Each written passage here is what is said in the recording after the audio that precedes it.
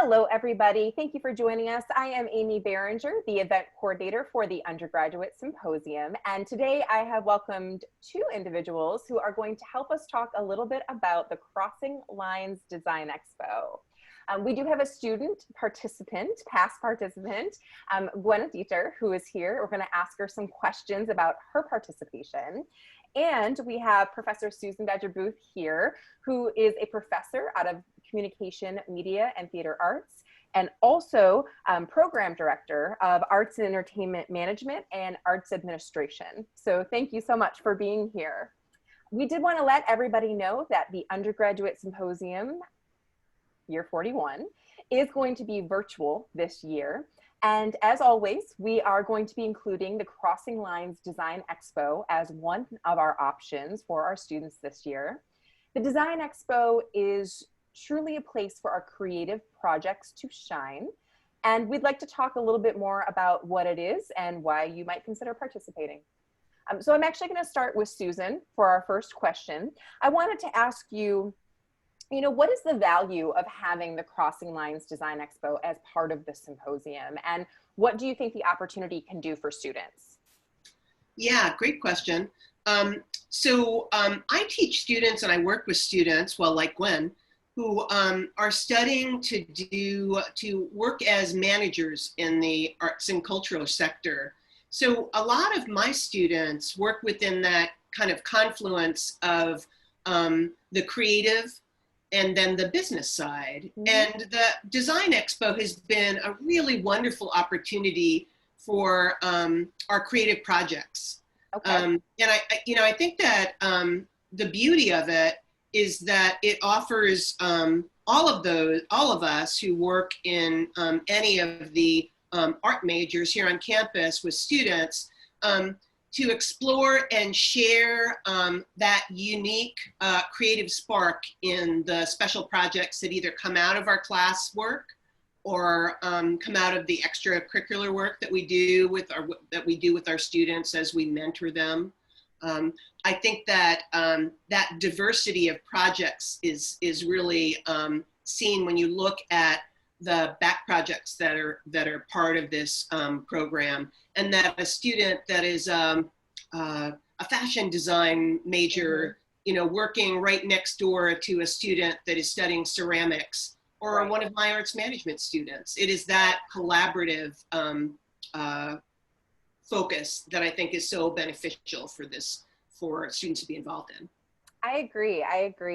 And I think that's kind of what makes this special, right? Is this idea of having collaboration and also kind of finding that space for that outlet where you can connect some of the dots. I think it's really important. So thank you. Gwen, I know you are at work on campus, so we appreciate you being here, kind of a reflection of what we're all dealing with right now. But if you don't mind me saying so, you've been a little bit of a Design Expo superstar, just because your work has been so engaging and so inclusive. So could you just share with us a little bit about your participation in terms of what it has done for your academic career here at EMU? Well, certainly, yeah. So Susan was the one that introduced me to what the Undergraduate Symposium was and what it would allow students to do if they participated. Not only did it push me academically my freshman year, but it introduced me to a lot of other people outside of my program. I think oftentimes with folks that are in smaller programs, it can be a little bit hard to, put yourself out there more. So I met a lot of friends that way, and it has allowed me to connect to more people across campus. Absolutely. Great. Yeah. Thank you. I think for so many of us, when we think about the Undergraduate Symposium, we think about it as this one-day celebration of undergraduate research.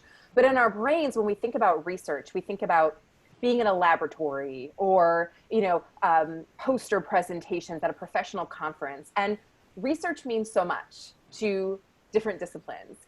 And I think that's what's great about the Undergraduate Symposium is that it's open to all colleges, all departments, all majors, and specifically with bringing in the Design Expo about 13 years ago now, we've allowed for this force of creative projects to stand out and really allowed students to kind of advocate for themselves as researchers, as people who are making a difference within their careers and within their disciplines. So the last question I would have for you is, do you have any tips maybe for students who have never participated before? We are going to be virtual this year, but any suggestions on planning or preparing or thinking about what they could do in the Design Expo? Yeah, absolutely. Sorry, Susan, I didn't mean to cut you off there. Yeah, no, go for it. I was just thinking in the past, what's really helped me is really talking to my faculty mentor more and more the closer you get to the event. It's great to maybe have a session where they ask you some questions and you answer, so you're fully prepared for whatever is thrown at you, if you will, while you're at the event, especially when you're talking about a topic that isn't often discussed within other realms of academia. And I know in the past I've talked about accessibility in the arts, which to some capacity is discussed, but when we talk about it here within our theater, it can, cause a lot of people to have questions and want to know what we're doing. So in the past, that's been a great help. Great, thank you. Susan, any tips from the faculty perspective? Yeah, absolutely. So, well, talking to faculty, if I think that it's really smart as a faculty member to see if we can really encourage students within our classes. So if you've got a project that lends itself well to the possibility of some kind of presentation at the Design Expo, really encouraging your students to take that step. It's a scary one, but if you're there to help them, if you're willing to be a faculty mentor to them and help them along the way, it is smart. I think for faculty members, being aware of due dates so that you can send those emails out to your classes and the students in your programs to say, hey, it's coming up, because we all know we're going to wait until the last day to apply for it. And that happens. We all know that happens. And then for students, I think that thinking about those projects that you're doing in your classes that you're the most proud of, those when you finish your semester, you think, wow, I did a really great job at that. That is a great opportunity to share something at the Design Expo. That's the start. That's the kernel. And that you don't necessarily need to create something special for the Design Expo. You are probably already doing something that's perfect for the Design Expo. So talk to your mentors faculty mentors is what I mentioned. That's so fantastic. I think it's kind of like when people ask you, what's a special talent? Well, no, let's focus on a skill that you have and that makes you special and that you can show who you are. And I think that's so true for the Design Expo. You don't have to create something for it. You're probably already creating beautiful pieces, and we love to highlight that. So if you do want to visualize yourself or your students as part of the Design Expo this year, we would mention that submissions are going to be welcome from November 15th until January 15th. You will be doing the submission online, and then we will review them.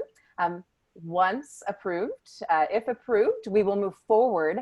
And again, we will create a virtual space where both your project, your student's project can be viewed by anybody who would like to view it. We're also going to allow for some great live Q&A opportunity and discussion in terms of networking.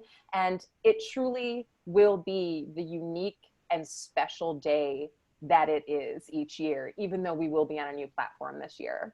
We do encourage you to follow us on social media, stay in contact with us at our email, which is emu_ugs@emich.edu.